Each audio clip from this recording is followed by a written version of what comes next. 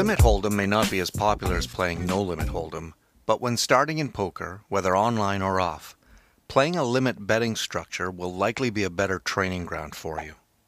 If you're playing online, there is a wide selection of limit games like this 2-cent, 4-cent microstakes game at Paddy Power Poker, or a common live poker room table like this 3-6 Limit Hold'em game.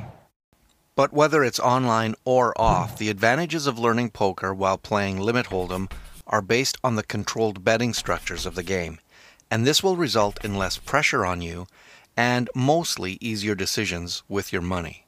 It also gives you more time to grasp the concepts of hand strength and position in Texas Hold'em, and that is something that's even more important once you move on to no limit games. In a limit betting structure, even your mistakes will likely cost you less because there is only one bet size you or your opponent can play. For example, let's say you limped in early position with this 10-7 suited in this 50-cent $1 limit game. This is probably the type of play that is going to cost you money no matter what betting structure you're playing, but because you are in a limit game, your losses are therefore limited to the betting size with such questionable plays.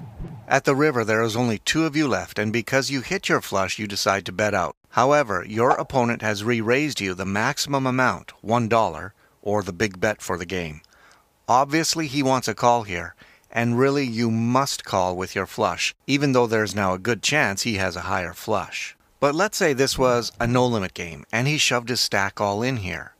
You could have the best hand still, but there's much more at risk, namely the balance of your stack. So what you have here is a marginal situation with a difficult decision for a lot of money, relatively speaking, of course. Strategic errors in limit poker will generally cost you a lot less than strategic errors in no-limit poker.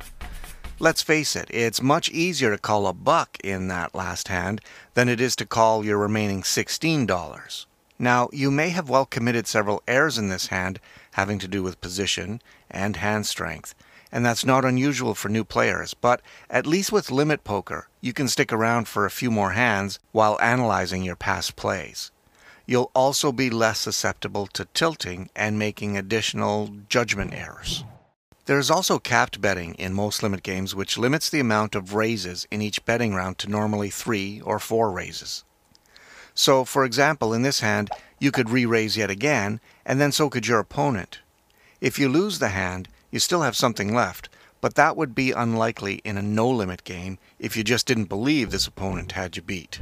Limit Hold'em is an underused game for new players.